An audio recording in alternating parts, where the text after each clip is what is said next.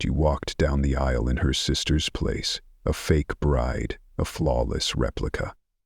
But the blind groom, did he truly see nothing? Or was it in the darkness that he saw the truth more clearly than anyone? A secret, a forbidden love. And so it began. No one asked Claire if she wanted to be a bride. No one asked if she loved the man waiting at the end of the aisle, or even if he deserved to be loved. They only said one thing, like a death sentence. Claire, go change into the dress. Madison isn't coming. You have to do the wedding. In the dressing room, thick with the scent of expensive perfume, the sound of high heels clacked against the cold stone floor like a clock ticking down. Her mother, Evelyn Taylor, grabbed her wrist with an icy grip. Not to guide, but to force. If this wedding falls apart, this whole family collapses with it. You owe me, Claire. Go. Her voice sliced through the air like a knife, leaving no room for defiance. Madison, the perfect sister in society's eyes, leaned against the doorframe. No wedding dress, no emotion, just a smirk. You've always wanted to be a bride, haven't you? Now play the part well. Claire said nothing, not because she agreed, but because her throat was choked with shame and despair. They'd already replaced her name on the marriage certificate. For the past 6 months, they'd trained her, her voice, her scent, her smile, to impersonate Madison, and now the performance was reaching its final act. Lucien Bennett, the blind groom Claire was about to marry, stood in the cathedral, part of a lavish ceremony live-streamed to millions. He couldn't see her, but for 6 months he'd heard Madison's voice. Phone calls, whispers, scripted confessions Claire had memorized word for word. Now, before the stained glass altar and the organ's hum, she walked forward like a sentence-long pronounce. The wedding dress clung tight, leaving no room for her chest to breathe. The glittering ring in its red velvet box wasn't a symbol of love, it was a diamond handcuff. Claire Taylor. Do you take Lucien Bennett as your husband? To love, honor, until death do you part? She felt her mother's gaze cut through her, hard as stone, saw Madison's wicked smile from the back pews, caught her own reflection in the mirror to her left, an imposter with hollow eyes. I do. Her voice cracked in her throat, faint but unmistakable. Lucien tilted his head toward her, as if sensing something off. Why are you trembling? Are you afraid I see something? His tone wasn't suspicious, but it wasn't a joke either. In that moment, Claire realized the blind man before her wasn't entirely blind. He sensed the shift in her voice, her steps, the unfamiliar perfume. But he still slipped the ring onto her finger, still kissed her cheek. A kiss that didn't reach her heart. In the wedding car, silently departing the church, Claire sat beside him, mere inches apart, yet worlds away. Outside, the afternoon sun stretched across the boulevard. Inside, the air hung heavy, like ash. Lucien tilted his head slightly, his blind eyes staring into nothingness. You're not saying anything. You always talk so much. Claire bowed her head, her hands clenched tight. She knew the play wasn't over. It had only just begun. The early morning sunlight crept timidly through the thick curtains, casting a fragile thread of light onto the wooden floor. Claire stepped lightly across the cold surface, barefoot, her long nightgown brushing her ankles. She opened the kitchen door where the light hadn't yet reached, where the air still carried the scent of silence. She hadn't planned to cook. She wasn't good at it. But after a long night sharing a house that felt more like sharing an emptiness, she felt the need to do something small, something quiet, like placing a towel over the shoulders of someone caught in the rain. No explanation, no words needed. Her fingers traced the wooden cabinet, opening the fridge to find a few eggs, a bunch of herbs, and a slice of bread. Not a feast. Just a simple breakfast, enough to fill the silence with a warm aroma. The gas stove clicked on with a soft snap. The oil heated up. The gentle scent of sautéed onions began to spread. Claire rolled up her sleeves, forgetting the makeup, forgetting the borrowed identity, leaving only a woman, imperfect, uncalculating, standing in the quiet kitchen. trying to do something genuine. A faint sound of footsteps echoed behind her.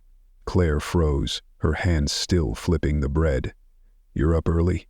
Lucian's voice came, low and sleepy, but not distant. He leaned lightly against the doorframe. No dark glasses, hair tousled from the pillow, his expression calm as if caught between two worlds, the darkness within him and the light awakening around her.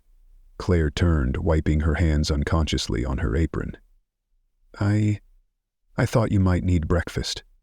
Lucien gave a slight nod, then stepped slowly toward the table. His hand brushed lightly over the surface, finding the chair, and he sat down. "Fried eggs?" he asked. "And bread? Some herbs too?" Claire murmured, almost apologizing. Lucien smiled faintly. "It smells good, you know. The first breakfast always says a lot about a person." Claire set the plate in front of him, carefully. She wasn't used to serving anyone, let alone being noticed like this. But when her hand accidentally brushed his, just a fleeting touch, Lucien didn't pull away. Neither did she. "Do you want some tea?" "The mint kind I usually drink, if there's any." "I found it," she said, smiling for the first time in this house. As steam rose from the teacup, Claire sat across from him, not looking directly into his eyes, though she knew he couldn't see, but her gaze softened more than usual. They didn't talk much, just the sound of a knife cutting bread, a spoon stirring tea, the quiet breaths of a first morning after a vow neither dared believe was real. In that moment, Claire suddenly thought, maybe just a tiny part of something real was beginning. The afternoon was soft like a silk scarf, sunlight shattering into tender golden fragments across the stone path. The breeze carried the scent of lavender and mint from the flower beds, shifting with the season, and Claire gently took Lucien's hand, guiding him down the steps into the garden. "Do you want to take a walk?" she asked. Lucien tilted his head, his clouded eyes catching a thin sheen of light. "Will you lead the way?" Claire nodded, then realized he couldn't see. She said softly, "I'll be your eyes." They walked slowly. The sound of shoes on stone formed a gentle rhythm. Lucien wasn't using his cane. Today he let Claire guide him, not because he couldn't manage, but because he wanted to try trusting something softer. "To the left are white roses," Claire began, her voice just loud enough to not be swallowed by the wind.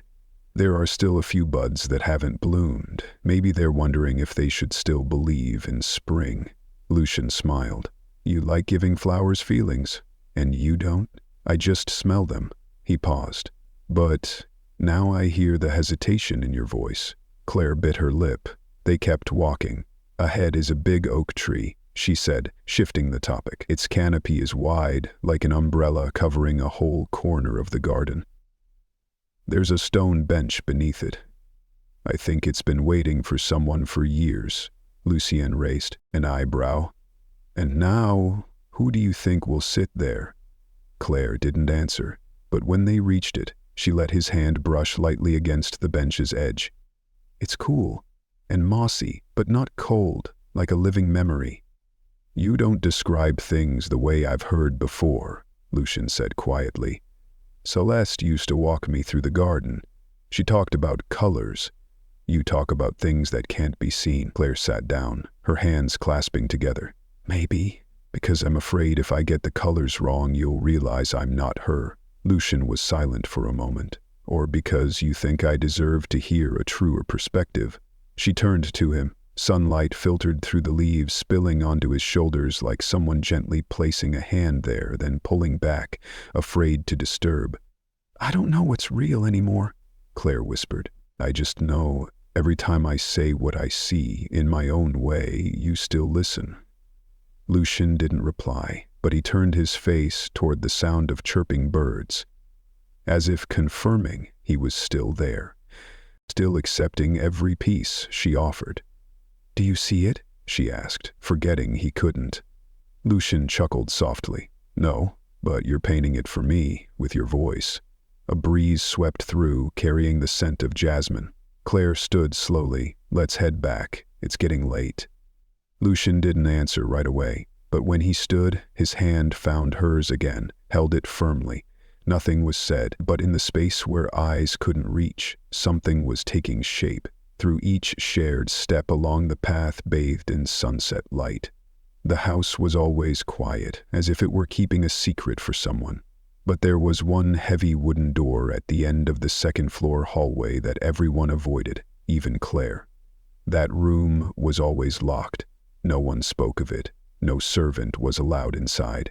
But that morning as she passed by, Claire noticed it was ajar.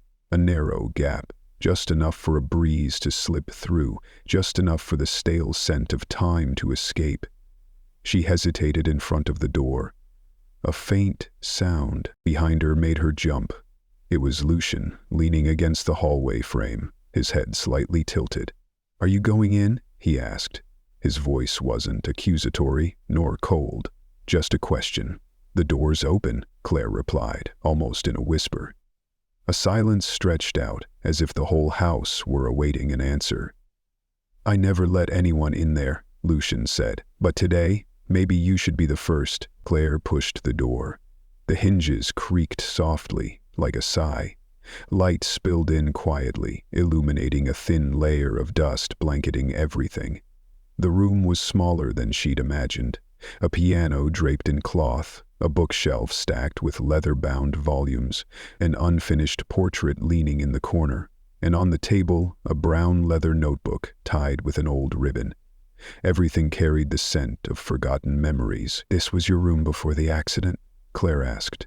Lucien stepped inside, his hand brushing the table's surface, pausing over the notebook.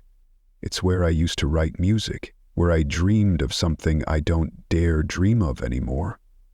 Claire said nothing. She pulled the cloth from the piano, dust swirling into shimmering ribbons of light. The ivory keys, yellowed with age, lay silent, as if waiting for someone to awaken them.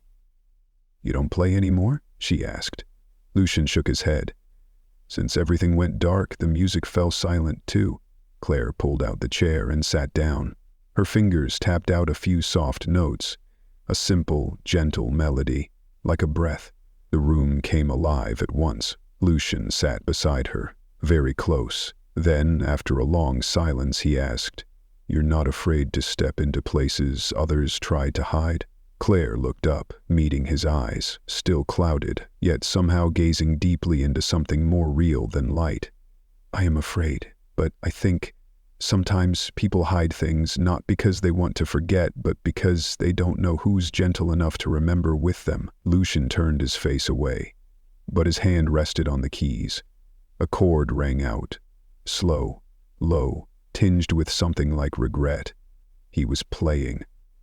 Slowly, but surely, Claire smiled faintly, saying nothing more. She just sat there, beside him, in the dust-covered room, listening to the melodies returning after years of silence.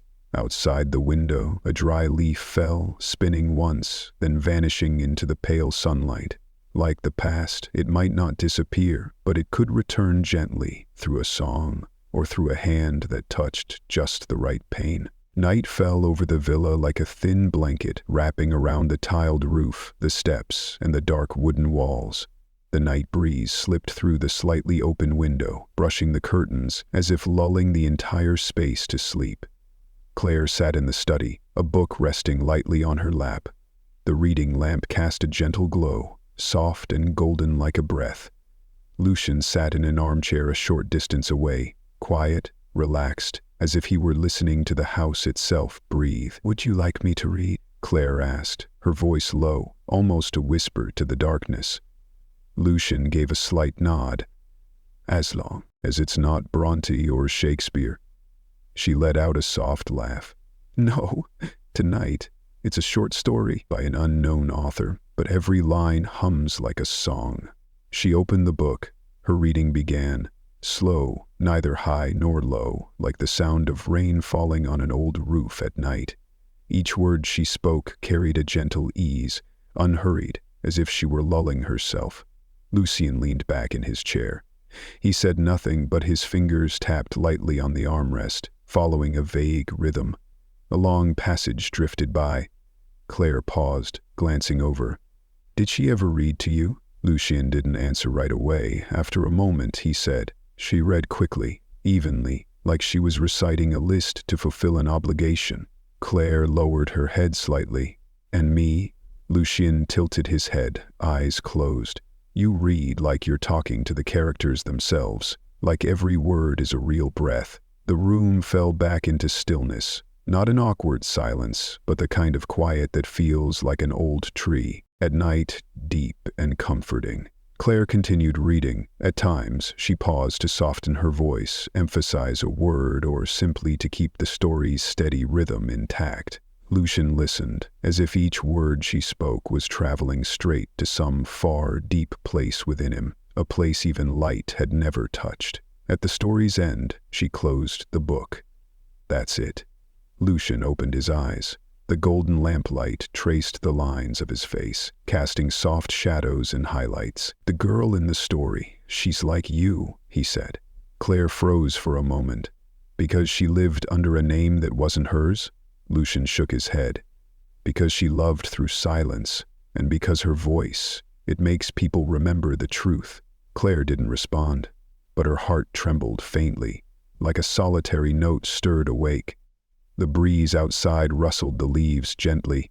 The clock struck 10. The night drifted on, tender like the final lines of a chapter. Lucien reached out, feeling for the book on the table. Claire placed it in his hand. "Tomorrow, will you read again?" he asked. She nodded, no words needed. Because a good story, like genuine affection, doesn't need haste, just a little each night, bit by bit, until it reaches its deepest end. The afternoon descended upon the villa with a quiet, fragile light, delicate as spider silk. The last rays of sunlight filtered through the climbing vines on the porch, resting carelessly on Claire's shoulders as she sat arranging books in the small library, a place Lucien often came to after dinner, to sit in silence, sometimes for no reason at all. The pendulum clock chimed softly. Lucien entered, his footsteps so light they could only be felt through the faint breeze as the door closed behind him. "Are you reorganizing the shelves?" he asked, without needing to look. Claire paused briefly, smiling. "Just looking for a few books no one's touched in a while. Some of them have been sitting here so long it's like they've fallen asleep." Lucien gave a faint laugh. "I feel that way too. About myself." She looked up. "About you?" "Yes." His voice dipped, slow and deliberate. "It feels like parts of me have been asleep for a very long time. And sometimes, just a single word from someone unfamiliar can make them start to stir." Claire set the book down, her heart beating a soft rhythm, like a bird brushing the surface of a lake. He went on, as if speaking to himself. "Sometimes it's just the way someone says my name, or a scent, unlike anything else. Strange, but safe." She didn't know how to respond. The air in the room shifted. Not heavy, but something was sprouting in the silence, something nameless. "Lucien," she called, her voice so small it nearly dissolved into the stillness. He turned his face toward her, saying nothing. "Have you ever been afraid?" Claire hesitated. "Afraid that, if one day you could see the things you've imagined, wouldn't be as beautiful as you thought?" He nodded slightly, slowly. "Yes. Sometimes I think maybe it's better to never see, because when you can't look, you can believe in things that are truly beautiful. Things light might shatter." She swallowed softly. Her heart tightened. She wasn't sure if it was sadness or an emotion she hadn't yet named. "And you?" Lucien asked. "What are you most afraid of?" Claire gave a faint smile, her eyes dropping to the wooden floor. "I'm afraid that if someone truly saw me, not through the shell I'm wearing, not through the name I've borrowed, they wouldn't want to keep me." He was silent for a long while, then exhaled. "If I could see, I think I'd recognize you." The words fell like a dewdrop, light, but sinking deep into her core. Claire turned away, hiding eyes that shimmered with both tears and fear. "I'll make some tea," she said, hurrying out of the room as if fleeing her own heart. Lucien didn't stop her, but just before the door fully closed, he murmured, so softly it was like the wind, "There are things that, even without seeing, can still be felt with the heart." And in the hallway, Claire stood still, Her chest trembled, not because of his words, but because, for the first time, she wished she could be herself. The library doors swung open without so much as a knock. The only sound was the sharp tap of heels against the marble floor, crisp, deliberate. Claire looked up from the mahogany table, her hand tightening slightly around the book she held. The light from outside was just enough to silhouette the two women stepping in, her mother and Madison. No one spoke first. They simply stood there, as if the place had always belonged to them, as if she were the intruder. Madison broke the silence, her voice light like a breeze grazing the edge of a blade. "You've been playing this role for too long, Claire. Long enough to almost forget who you are." Claire closed the book and set it down on the table with measured calm. "You didn't announce your visit." Her mother stepped forward, eyes sharp as razors. "Because I don't need to announce myself when entering a place that belongs to my daughter." Claire pressed her lips together. "Then it's a pity your daughter has never set foot in this room." Madison let out a soft laugh, stepping back as if preparing to take the stage. "And yet I hear you've been rearranging everything, even the room Lucien forbade anyone from touching, right?" Claire didn't answer. She stood, facing them at a distance, just close enough to keep herself from trembling. "Why are you here?" she asked, her voice so steady it surprised even her. Madison pulled a silk handkerchief from her pocket, twirling it in her hands, a habit from childhood. "To remind you, you're a copy. You can wear the wedding dress in my place. You can deceive Lucien while he can't see. But when those eyes open, who do you think he'll choose?" Her mother said nothing. She just watched Claire, as if waiting for her to crumble, that familiar look. Cold, hollow, always carrying the scent of coercion and disappointment. Claire took a deep breath. Her face remained unchanged, but her hands hidden in the folds of her skirt clenched tight. "Lucien isn't blind to what matters," she said slowly. "He sees with something neither of you have ever known existed. Kindness." Madison tilted her head, a flicker of contempt flashing in her eyes. "You're wrong. Men choose with their feelings, and when that feeling is betrayal, no matter how soft-hearted they are, they'll walk away." Claire gave a faint smile, her first. "Then we'll all wait and see. When the truth comes out, who will be the one left behind?" No one replied. There was no need for more words. The room sank into a silence as hard as steel, teetering on the edge of explosion beneath its calm surface. Finally, her mother spoke, her voice low like the edge of a blade. "You're going too far, Claire." Claire met her gaze, unblinking. "No, I'm just walking the right path. For the first time in my life." Madison left first, shoulders straight, her heels echoing down the hallway like a countdown. Her mother lingered for a second, then followed silently. The door closed, and Claire stood. There, alone, heart pounding, but this time not from fear, from knowing she had begun to fight. And there was no turning back. Dusk had settled. Claire sat alone in the garden behind the house, where the lavender blooms had begun to fade. She couldn't recall when she'd come out here, only that after the library door closed and the sound of footsteps faded, she couldn't bear to stay inside a moment longer. No one came looking for her. No one called her name, and that was what she needed right now. The sky was thick with clouds, the wind still but cold. Claire pulled her thin cardigan closer, as if it could shield her from the unsteady feeling rising from the depths of her chest. What her mother had said, what Madison had declared, they echoed still, reverberating off every stone in this house. She was a substitute, a stand-in for a place that didn't belong to her. Claire bowed her head, her gaze falling to the ground where a dry leaf spun slowly in the breeze. She didn't cry. There were no tears left, just an emptiness stretching into quiet pain. And then, a footstep. Not loud, not rushed, just the gentle crunch of gravel under a careful tread. No warning, no voice. Claire looked up. Ethan. He stood at the edge of the stone path where the porch light didn't reach, a silent outline against the darkness. Neither spoke. She looked at him, and he, without needing to see her eyes, still sensed the tremble in her shoulders, the fractured breaths she was trying to hide. Ethan didn't ask anything. He didn't mention the argument from earlier, didn't bring up the heavy words Claire had endured. He simply walked over slowly, stopped in front of the wooden bench where she sat, and then sat down beside her. A pause. Claire lowered her head. The wind tugged at her hair, catching on lashes still damp. She thought she should say something, anything, but no words felt sufficient. Ethan shifted slightly. His hand moved, slowly, hesitantly, then rested lightly on the back of hers, which lay idle on her lap. A touch, not a grip, not a hold, just a presence. Claire tightened her hand faintly. She didn't brush him away. She didn't pull back. She let it be, and in that silence they sat together. No words, but in every breath, in the faint brush of skin growing cold in the wind, was everything that didn't need to be said. I know you're hurting. I heard, and I'm here. Claire closed her eyes.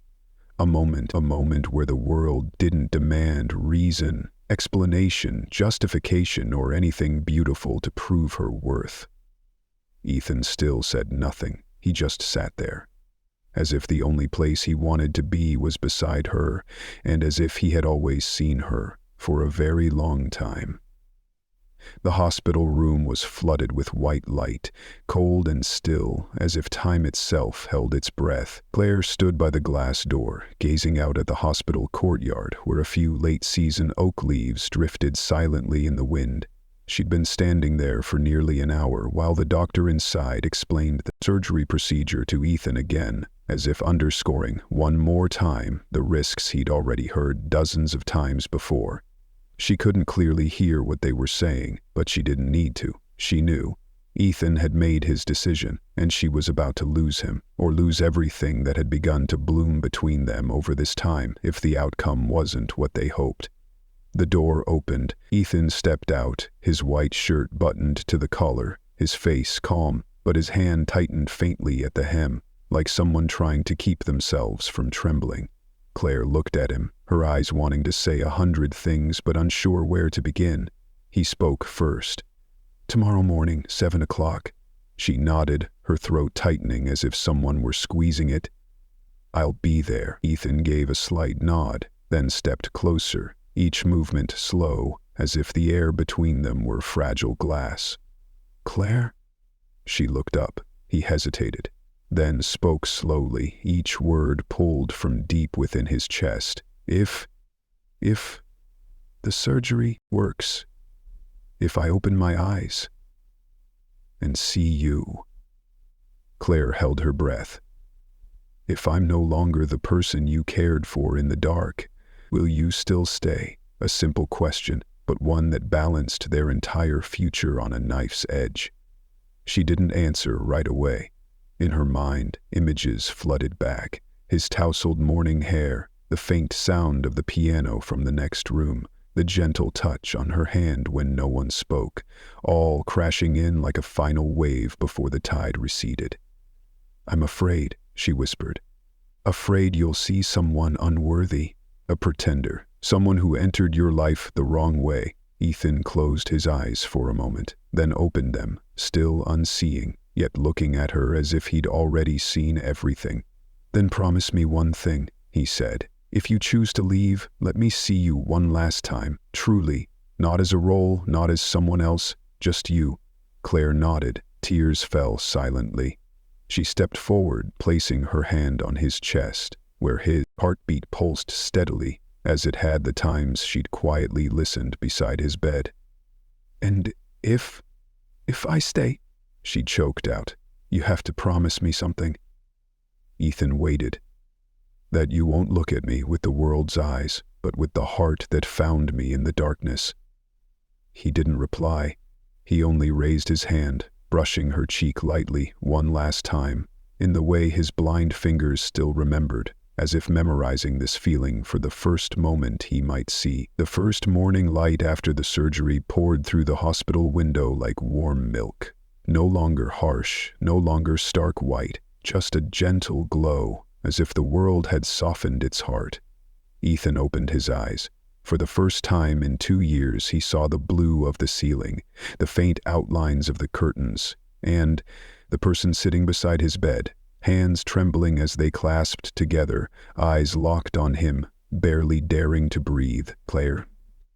No longer with Madison's styled curls, no red lipstick, or the luxurious scent of Dior perfume. She was simple, bare, and so real it made his heart ache. They looked at each other, neither spoke, and then he smiled. "You stayed," Claire nodded, tears falling silently. "I promised." Ethan reached out. She hesitated for a moment, then placed her hand in his. For the first time, his grip tightened, not just to touch, but to hold, not to identify, but to connect. "I've known for a long time," Ethan said, his voice hoarse, "that you weren't the girl your mother forced me to marry. But you were the one who sat with me through long nights, reading with a trembling voice that was more real than anything I'd ever heard. The one who lifted every cup with both hands as if afraid of hurting the world. The one who knew nothing of Paris, but led me through that little garden as if it were a universe of our own." Claire wept, but these weren't tears of guilt. They were the final unraveling of her protective shell. She'd lived too long in fear of being seen through. Now she was being seen and loved all at once. "I have no excuses," she whispered. I don't know when I started loving you, not because you were blind, not because I was pretending, but because you were the only one who saw me when I didn't even dare to look at myself." Ethan touched her cheek, his eyes now clear, but his hand still tracing her face as it always had, as if he didn't fully trust his newfound sight and remained loyal to his old heart. "I saw you," he said, "when everyone else only saw a shadow." Outside the window, birds chirped softly. Simple, everyday sounds fell into the room like weightless petals. Claire leaned her head against his shoulder, for the first time without fear, without playing a part. "Where will we go?" she asked quietly. Ethan gazed into the distance. Then he smiled faintly, a smile of certainty, of peace, "to a place where light doesn't just pass through the eyes," he said, "but goes straight to the heart." A year later, by a crystal-clear lake in an Oregon forest, there stood a small wooden house named the Touch of Light. Claire taught the visually impaired how to listen with their hearts, how to feel the world not just through light but through sound and faith. Ethan taught music, not the kind for performance but the kind for hearing oneself. They didn't call each other lover or spouse every day. They called each other the one who sees, the one who had seen the other, amid the blindness of life. In their world, the truth was no longer a wound. It was the beginning of everything beautiful. Today's story reminds us that true love doesn't require eyes, but a heart brave enough to see through every layer of disguise. Thank you for joining Millionaire and Heart Stories. See you again on the next emotional journey.